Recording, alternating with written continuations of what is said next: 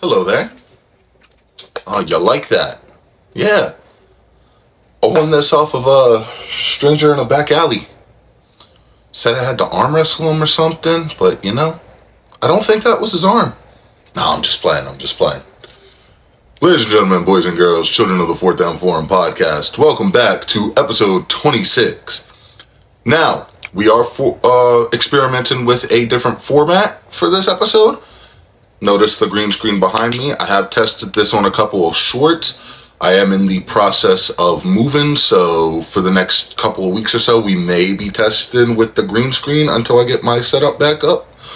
But that said, originally this video was supposed to be a predictions video. But with everything that I've had going on, I was not able to do that. I did just get back in from my boy's house. Me, him, and our other boy were watching SummerSlam. So we are going to turn this into a, afterthoughts and my takes on the fallout from SummerSlam 2024. Fair warning, if you have not watched SummerSlam yet, spoilers. So leave now. I'm going to give you 3 seconds. 1, 2, 3. If you're still here and you just have problems listening, that's on you, not me. So anyways, let's start off with the first match of the night, which I believe was Rhea Ripley versus Liv Morgan for the Women's World title. Rhea Ripley had Dirty Dominic Mysterio in her side. And you would think, with that happening, that mommy was going to be bringing home the title back to the Judgment Day, right? No. Dirty Dom, and the name sticks because what he did was downright dirty and disastrous. There was a point in the match where, first of all, I don't know if it was storyline or not, but Rhea injured her shoulder. It got pulled out of its socket. She hit that ish on the announce desk to pop it back into place, which was just a badass moment, personally speaking. Then there was a spot later in the match where Rhea Ripley had a chair and she was going to hit Liv Morgan with it because Liv Morgan was playing cat and mouse. She was going into the ring, out of the ring.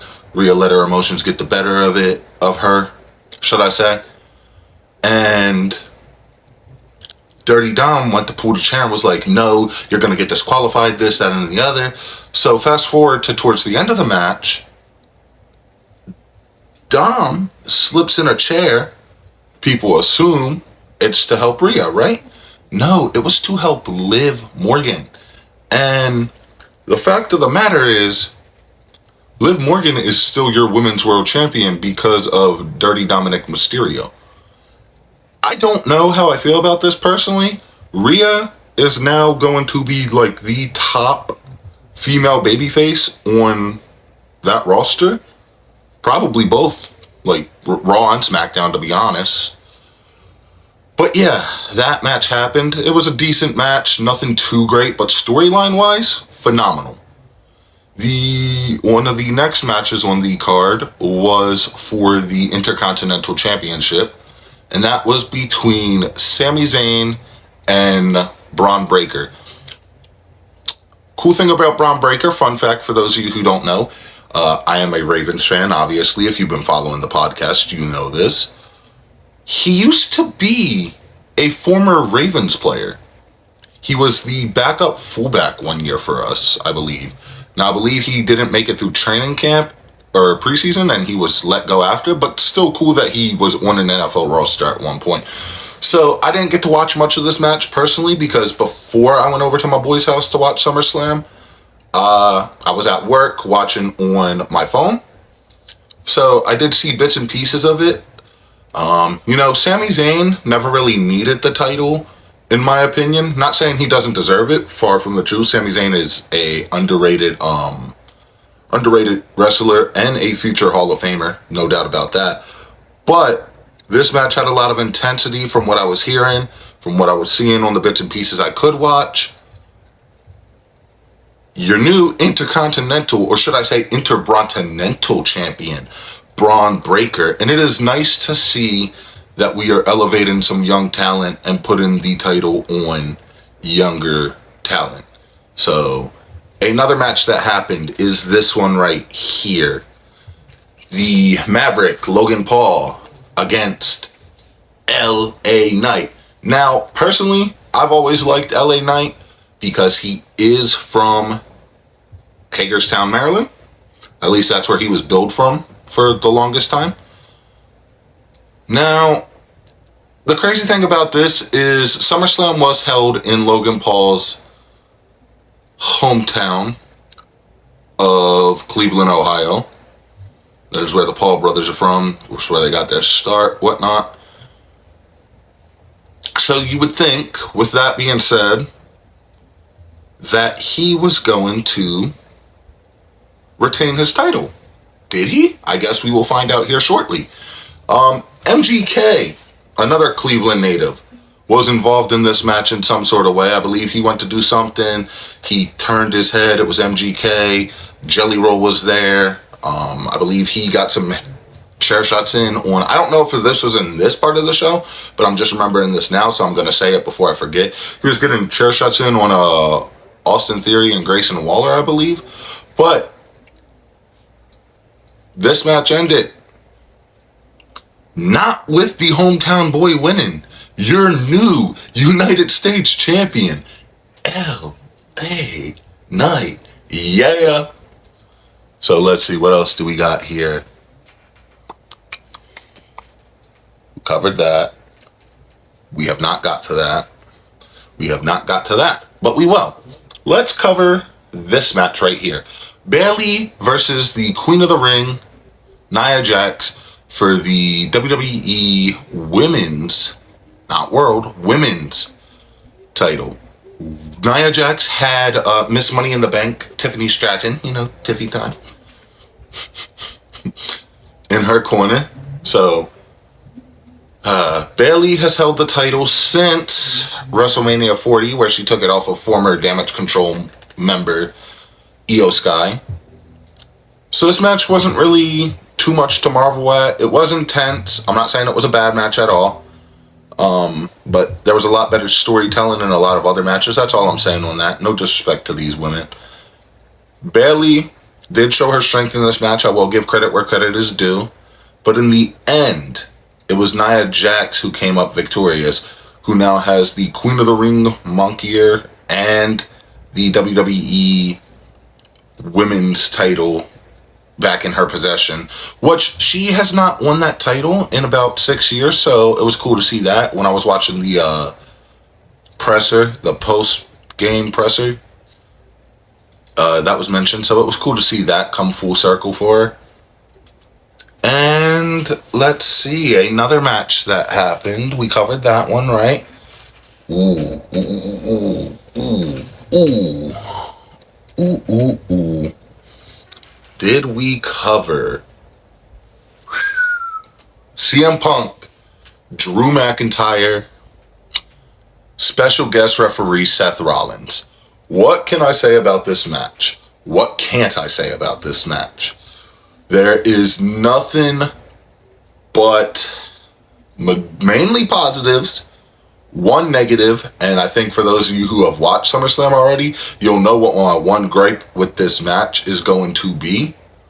And yeah, so CM Punk's first match back since injuring his shoulder. Was it his shoulder? It was his upper arm, let's just say that, at the Royal Rumble. Drew McIntyre has been getting, CM Punk has been costing Drew McIntyre at every turn, every corner. He cost him his Money in the Bank when he tried to cash it in. He cost him multiple world championship opportunities. This was the feud of the night. Chills. Literal chills. It was crazy. So, to start the match off, I don't think we're going to talk about that right now because we are going to get into that soon. But yeah, it was really crazy to see this match come to fruition. And what else was I trying to say here? There's definitely something else I was trying to say. Give me just a second.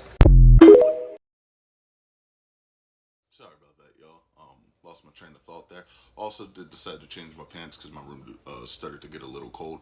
But what we were talking about was the CM Punk, sorry about that. CM Punk, Drew McIntyre feud of the summer. So like I said previously, CM Punk has been costing Drew McIntyre opportunity after opportunity. He cost him the world title after he won it at WrestleMania 40, causing Damian Priest to cash in his Money in the Bank contract and win it off of him. He cost him multiple opportunities, and then he cost him Money in the Bank.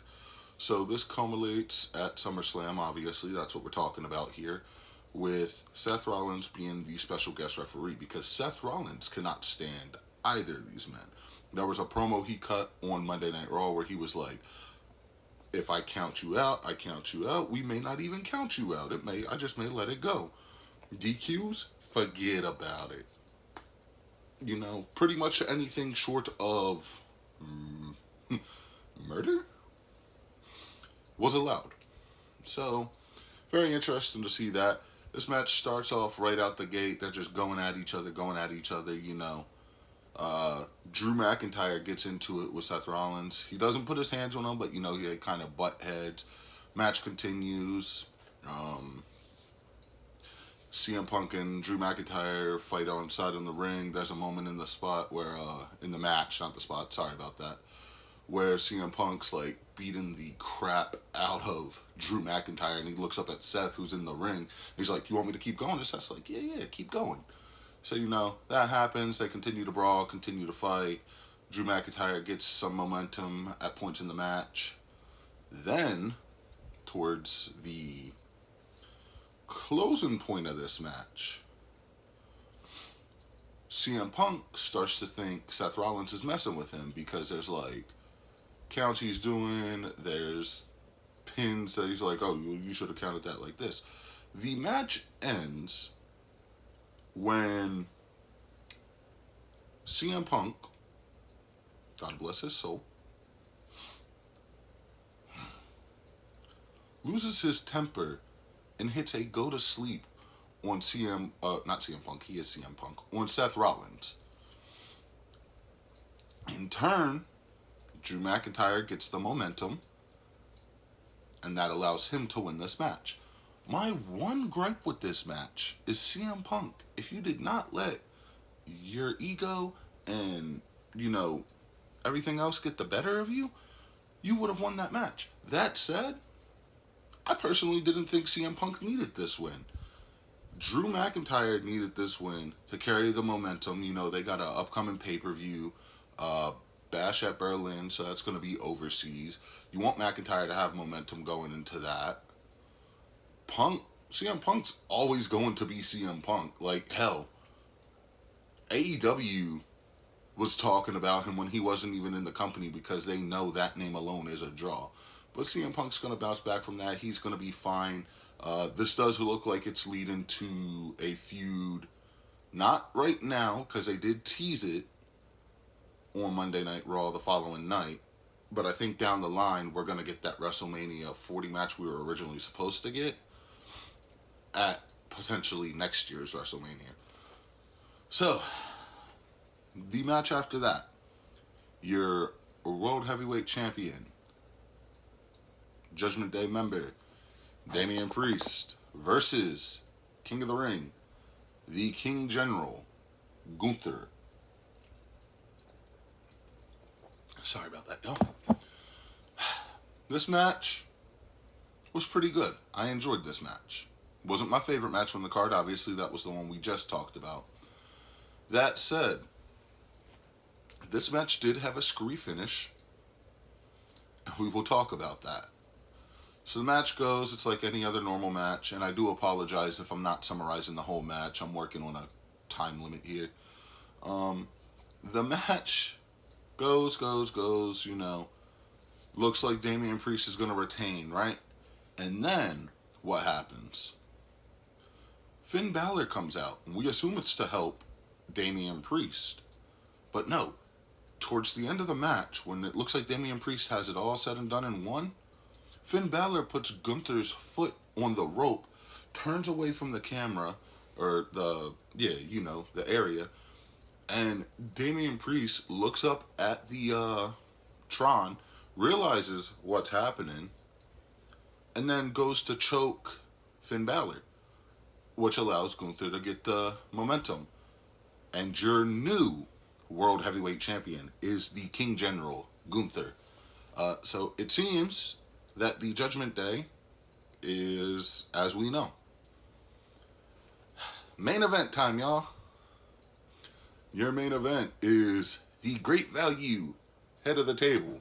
And I do mean great value because there is only one head of the table. One. Count them.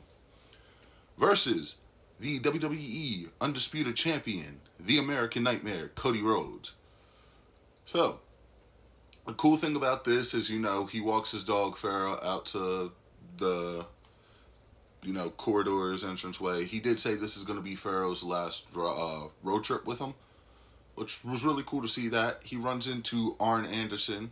They have a nice little backstage segment where Arn Anderson's like, I got some friends you know about, some friends you don't know about. And then he points up to the sky, which I believe was a reference to the American Dream, Dusty Rhodes.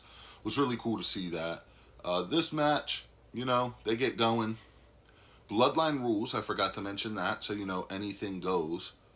Which you would think, Solo learning from the last Bloodline rules match that Cody Rhodes was in, he would have the momentum, no? So, this match starts. They go at it. Of course, there's going to be interference. I don't remember them all off the top of my head, but, the new Bloodline. I know the Samoan Werewolf, Jacob Fatu, interfered. I believe the other two guys, I know their names, but they're not coming to me right now. I do apologize about that. Interfere. Then you see KO come down to the ring, get in on the action. You see Randy Orton, of course, because that's Cody Rhodes' student. So I believe they're slow. I'm hoping they're slow burning to Randy Orton versus Cody Rhodes down the line. So that happens. That gets cleared out. The match continues. Things get going. Maybe it didn't clear out. I'm still a little hazy on the details. They keep going. And whose music hits but the OG tribal chief, Roman Reigns. He makes his way down to the ring like a badass, and everybody's like, oh no, who is he here for? Is he here for Solo? For pretending to be the head of the table? Is he here for Cody Rhodes?